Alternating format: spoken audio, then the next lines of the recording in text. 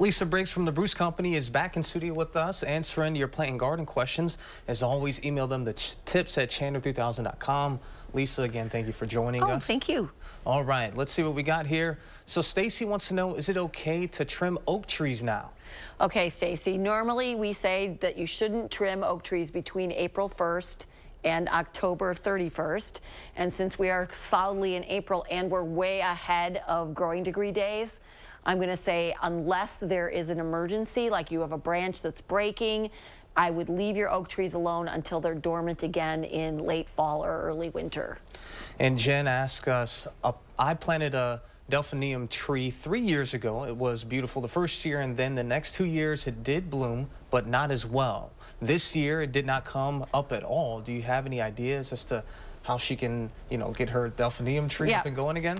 So delphiniums are kind of fussy about the spot. So you put them in and they do really well for a couple of years, and then either they thrive after that or they don't. And so they're beautiful, but if you have a spot where they didn't thrive, then I would say find another spot. Basically, they like a lot of sun, but they also like the areas where they're planted to be a little bit sheltered. So perhaps you're just gonna have to find another spot in your yard and try again.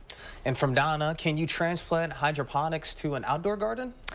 Yeah, I wouldn't see any reason why not. I'd make sure that you use a rooting hormone or a root stimulator in there before you plant them in. And depending on what it is still early April.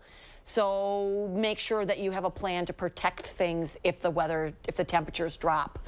I'd say below 35. And from Debbie, she says that she would like to trim her own rows from a Sharon down a bit, about 12 inches. Is it all right to trim those down now, or when can she do this? Sure. Rose of Sharon is a shrub from the hibiscus family. It's hardy here, and it blooms on new growth, which means it's going to set its flower buds on this year's growth. So trimming it down now is not going to compromise the flowering at all.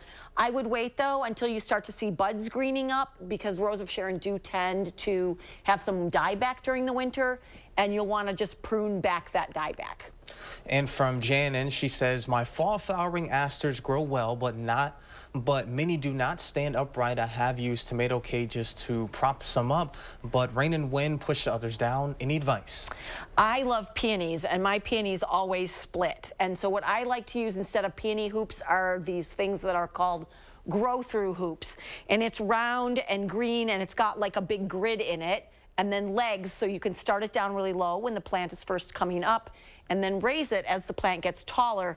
And it's a really good structure. They last way longer than peony hoops. A little bit more expensive, but I've had some of mine for 10 years plus, so they last a really long time. And one last one, Karen from Verona wants to know if there are any special ground preparations for native flower seeds other than spreading some fresh dirt that need to happen before spreading the other seeds? The only thing I would look at is if your seeds need to be scarified, which is you need to do something that mimics them being through an animal's digestible tract. So if that's the case, just give them a little nick with a kitchen file or a rasp, and that should get going. Others like to have a little soak in water before you sow them. That information should be on the seed packets. All right, well, sounds good. Thank you.